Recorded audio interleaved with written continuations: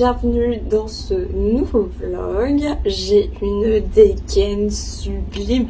À chaque fois, dans tous les cas, quand c'est les vlogs, on démarre toujours sur une dégaine de je travaille depuis chez moi et j'ai froid. Donc vraiment aujourd'hui c'est Top Fashion Week comme on dit. Bref, passons. Donc je me suis posée là parce que de 1, la lumière est juste ici et si je vais à mon bureau il fait très sombre.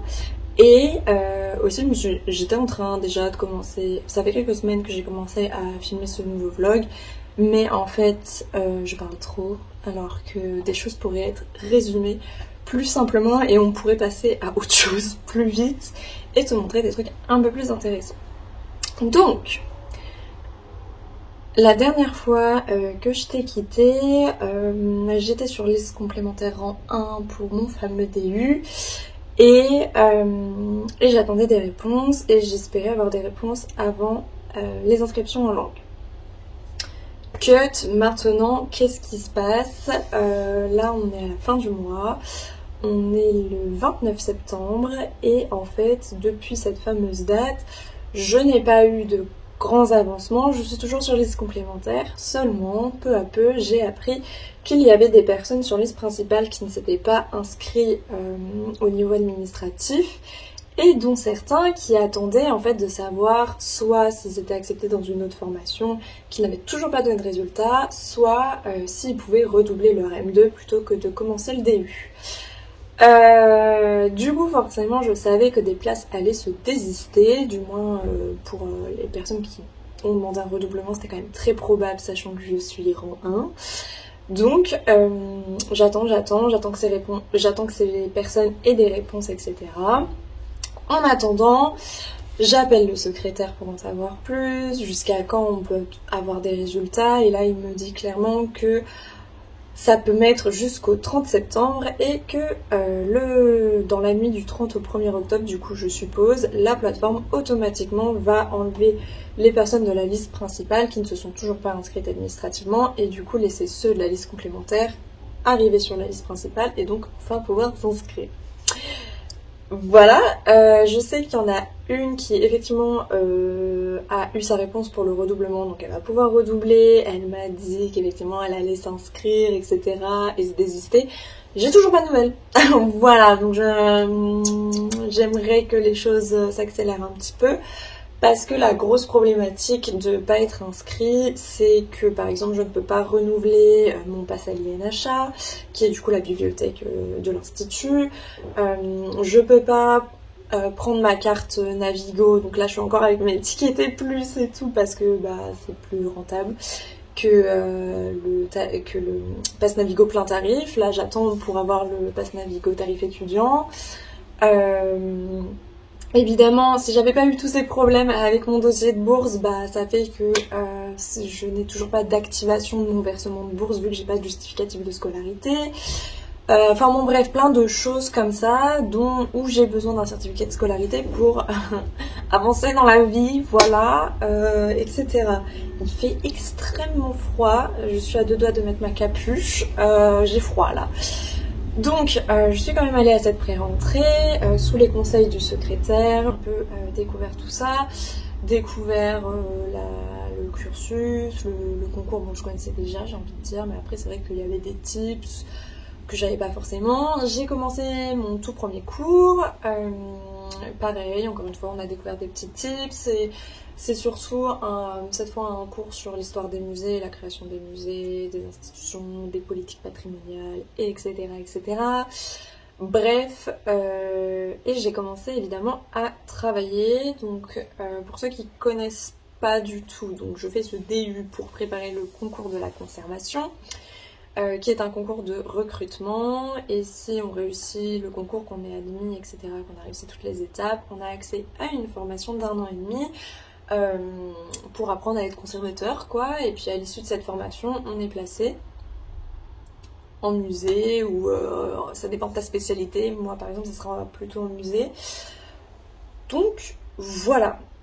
Par exemple, du coup, au niveau des épreuves, il y a une dissertation générale. Je vais vraiment exclusivement parler de ma spécialité. et je t'afficherai les autres spécialités en écrit ici, mais par exemple moi j'aurai une dissertation générale d'histoire de l'art. Ça peut être tous les sujets, c'est sur toutes les existences de l'homme, donc ça peut être très très large. On a ensuite une épreuve de spécialité à l'écrit toujours, où on va avoir 4 œuvres à commenter. Il y a toujours une architecture, un objet d'art décoratif, une peinture et une sculpture qui correspond à notre période chronologique ou parfois période R géographique. Moi dans mon cas, c'est période contempo, donc fin 18e jusqu'à nos jours. C'est pas très surprenant. Si tu connais cette chaîne, que tu as suivi mes aventures, tu sais que je suis plutôt spécialisée dans cette période, donc c'est assez logique que je la sélectionne. Et ensuite, la dernière épreuve écrite, c'est une épreuve de langue où on a un article à traduire et on doit répondre à des questions. Et ensuite, si tu as suffisamment de points et que le jury décide que tu es admissible pour la suite, tu as 3 €. Un entretien type un peu entretien d'embauche, un grand oral par rapport à ta spécialité. Donc moi, ça sera un grand oral vis-à-vis des musées. Donc ça va être plein de... Donc tu vas avoir des documents qui vont te servir pour parler d'un thème. Donc je sais pas, par exemple l'environnement et les musées, le numérique et les musées, la question de restituer des objets, etc., etc. Bref, plein de choses comme ça. Et tu fais un grand oral là-dessus et le jury te pose des questions. Et il va essayer de gratter et de gratter jusqu'à ce que tu ne puisses plus répondre, mais voilà. Et ensuite, tu as une épreuve orale de langue, pareil, un article de presse et t'en discutes avec ton interlocuteur. Voilà, pour ceux qui ne connaissaient pas. Et du coup, là, pour le moment, je suis toujours pas inscrite, si tu n'avais pas compris. Je suis quand même allée en cours parce que j'allais pas prendre du retard et perdre de potentiels tips. Surtout que c'est ma première année, c'est la première année où je prépare ce concours. Donc voilà, et du coup ça va permettre d'ouvrir un nouveau volet des vlogs qui vont être les vlogs préparation de concours, les je n'ai pas trouvé de nom encore, on verra, tu l'auras vu dans le titre, je ne sais pas, propose sinon un nom si j'ai pas eu d'inspiration.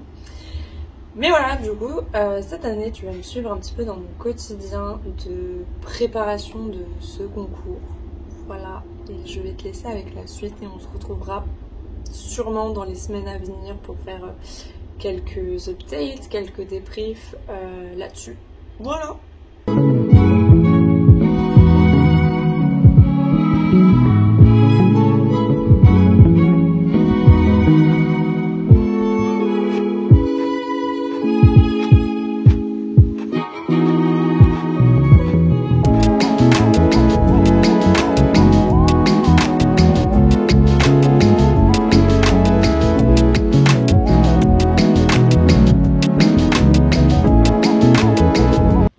Aujourd'hui, on est le 1er octobre, il fait pas très beau. 1er octobre, ça veut dire qu'hier nous étions le 30 septembre, tout est logique, et que du coup, pendant cette nuit, quoi, normalement, eh bien, c'était la date limite pour les personnes qui ont validé leurs vœux du DU, mais qui ne sont toujours pas inscrits. C'était le moment pour eux de s'inscrire, c'était leur deadline. Donc j'ai ma réponse sur le fait que effectivement ça ne se fait pas automatiquement, voilà. J'ai pas été montée dans la liste, etc. Mais en fait on a pu voir avec le secrétaire qui nous avait dit que voilà, si le 30 il n'y avait pas de nouvelles, on réglerait tout ça lundi sans problème. Donc lundi normalement je ferai mon inscription, voilà. Le programme du coup ça va être de courir à l'INHA pour renouveler ma carte. Quand j'aurai cours à Michelet, avant je passerai à la bibliothèque pour renouveler ma carte. Voilà.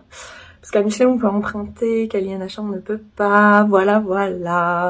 Donc ça c'est un peu pénible. Je sais plus d'ailleurs combien de livres on peut emprunter, faudrait que je redemande, mais bon, bref. Et que je vais pouvoir faire mes demandes de Navigo, tout ça. Donc lundi, ça va être une journée très administrative, ça va être super. Et surtout que là, forcément, j'ai commencé les révisions et que ça commence à être très handicapant de plus avoir accès à mes bibliothèques spécialisées. C'est un petit peu pénible, voilà. Donc j'ai juste hâte, surtout que pour du coup les recherches surtout que pour ce qui est des recherches d'architecture par exemple, c'est un peu compliqué parce que je connais vite fait genre 2-3 bases de données, mais je les trouve pas pertinentes pour trouver ce que je cherche. Donc si par hasard tu as une base de données pour trouver des architectures diverses et variées de la fin du 18e jusqu'à nos jours, surtout n'hésite pas à me donner le nom. Donc voilà, va falloir... après de toute façon je vais emprunter des livres là-dessus pour répertorier les bâtiments nécessaires quoi. Mais c'est un petit peu pénible quoi. Mais bon, on va voir ce que ça donne. Aujourd'hui du coup on est samedi, mais je vais travailler et je me suis fixé un jour off le dimanche. Vu que je travaille toute la semaine, je me dis bon, ça va. Il va falloir aussi que je me mette à trouver un stage et globalement, je pense que je ne le ferai pas au premier semestre. C'est trop tendu, genre t'es dans le début de tes révisions, etc. Et je me vois pas m'inclure un stage en plus parce que je ne sais pas quand je pourrai réviser, à part évidemment le week-end, mais c'est pas suffisant. Donc je préférais être déjà un peu plus avancée dans mes révisions, donc au second semestre, pour m'engager dans un stage. Et surtout que ça va me permettre aussi de réfléchir un peu plus à des questions que je pourrais poser au conservateur ou à la conservatrice. Donc c'est quand même plus sympa de le faire plus tard dans le temps, parce que j'aurai plus de questions en fait, et j'aurai un petit peu plus mûri, un peu plus évolué sur ces questions. Donc voilà. Donc le programme d'aujourd'hui, c'est que je vais essayer de travailler. Je sais pas ce que je vais travailler aujourd'hui. Je pense que je vais travailler la dissertation. Donc il faut que je lise. Donc actuellement ma Bible. Attends, je vais te montrer. Il y a des post-it dessus. Je vais te montrer ma Bible, mais on sera en inversé vu que je filme en selfie. Donc attends, je vais trouver une solution. Voici ma Bible du moment parce que je veux passer l'oral en musée. Donc voilà, il y a la même version, on va dire, pour ceux qui veulent patrimoine et monuments historiques en SP. Donc voilà, donc c'est sur la loi musée qui date de 2022. Ça revient un peu sur son histoire, etc. Sur toute la législation qui entoure les musées, le métier de conservateur et tout. Je vais pas te le cacher, il y a un article que j'ai commencé, j'ai pas compris tout. Je vais pas faire genre je comprends tout dans ma vie. Va falloir que je relise plus attentivement parce que j'étais pas forcément très concentrée non plus. Donc je vais essayer de relire ça plus attentivement. Mais ce qui me fait un petit peu peur, c'est que il y a du Dominique Poulot dedans, que je l'avais eu en L3 pour le cours de patrimoine et musée justement, c'est un peu sa spécialité, c'est normal.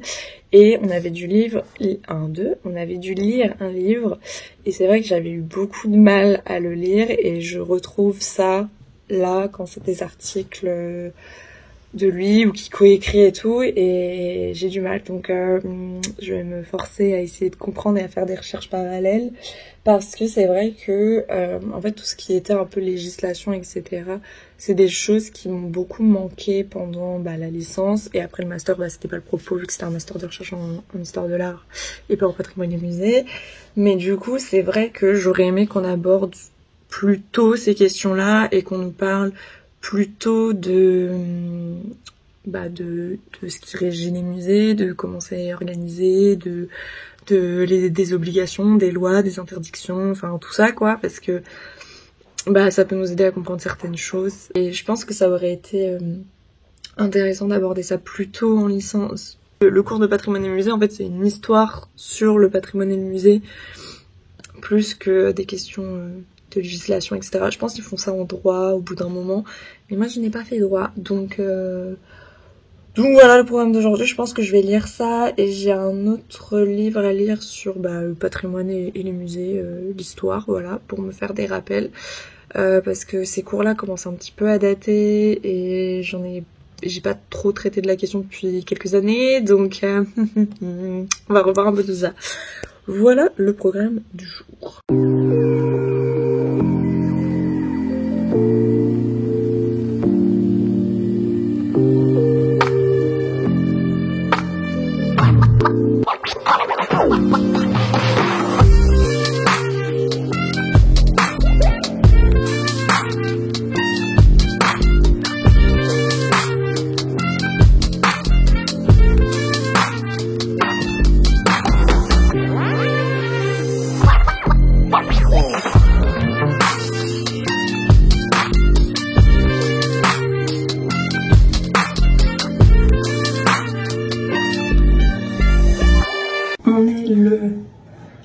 lundi 3 octobre, je crois.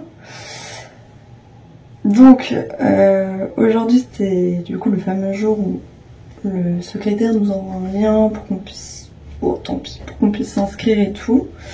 Sauf que je reçois ce lien, donc très contente, machin. Donc ils nous disent de faire en gros les procédures que tu dois faire quand t'es admis sur e-candidat, tout ça. Sauf que ça ne marche pas. Le lien ne fonctionne pas. Donc on va parler pendant que je fais ma morning routine. Donc du coup, j'attends des nouvelles, parce qu'évidemment j'ai prévenu qu'il y avait un bug. Donc j'attends des nouvelles. Ensuite, au programme, il y a beaucoup de choses. C'est-à-dire que moi du coup je vais devoir contacter la DDL et pareil, genre la responsable administrative et tout, il y a juste son mail, il n'y a pas de numéro et tout. Donc comment te dire que je préfère appeler quelqu'un dans ces situations-là. Donc j'ai trouvé d'autres numéros de téléphone en espérant qu'ils puissent faire quelque chose. Voilà, ensuite... Donc j'ai ça à régler. Une fois que ça c'est réglé, que je suis normalement inscrite dans le fameux TD d'espagnol et que je vais mettre en examen terminal pour l'anglais au vu du retard que j'ai déjà, j'envoie un mail au prof d'espagnol pour lui expliquer que, oh, surprise, après 3 séances, tu as une nouvelle étudiante. Et surtout que en publiant et tout des messages dans les groupes de fac et tout, personne ne s'est manifesté pour me transmettre le cours, quoi, pour que je le rattrape. Donc je vais lui demander si lui a la possibilité de m'envoyer les cours ou si bah j'arrive avec tout mon retard et je demande à un étudiant dans son TD quoi de me passer son cours. C'est un petit peu la galère, j'aimerais rattraper quand même avant. Donc voilà, et après ça va être les réinscriptions en biblio, etc.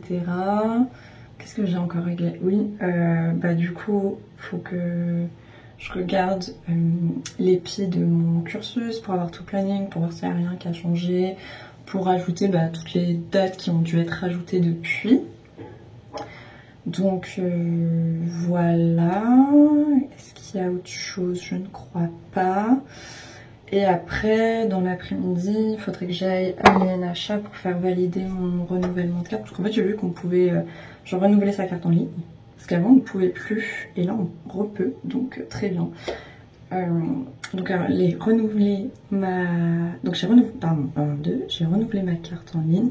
Il faut juste la faire valider et donner les justificatifs et faire vérifier ton identité en fait. Et c'est bon, ça refonctionne.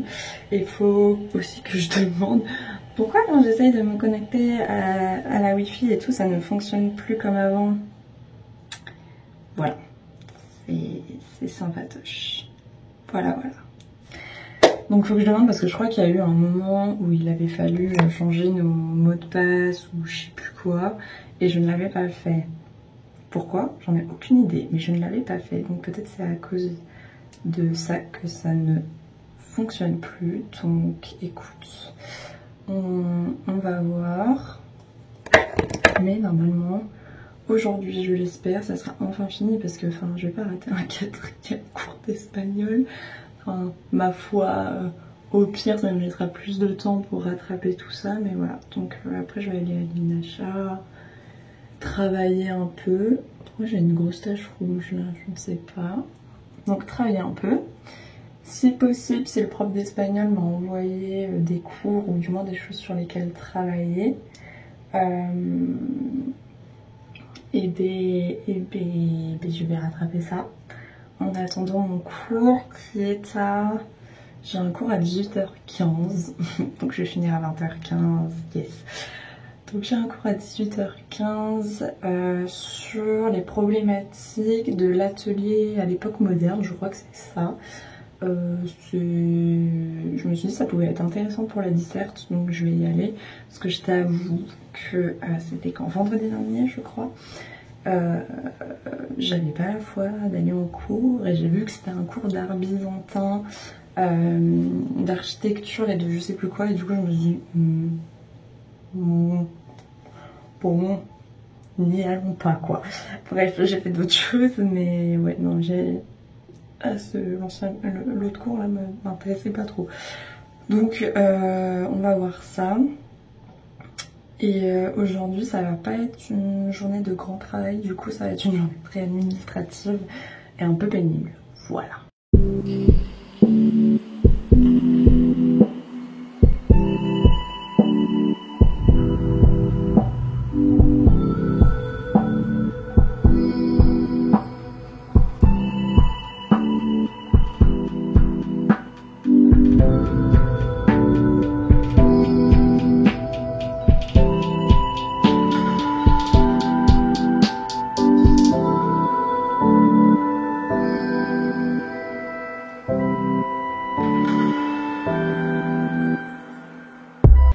Yo, encore une fois, nous sommes le matin et on se retrouve dans ma salle de bain. Voilà, comme d'hab, pour faire les petits updates de ce qui s'est passé un peu ces derniers jours, parce que j'avoue j'ai pas trop fait de facecam parce que j'étais un peu occupée.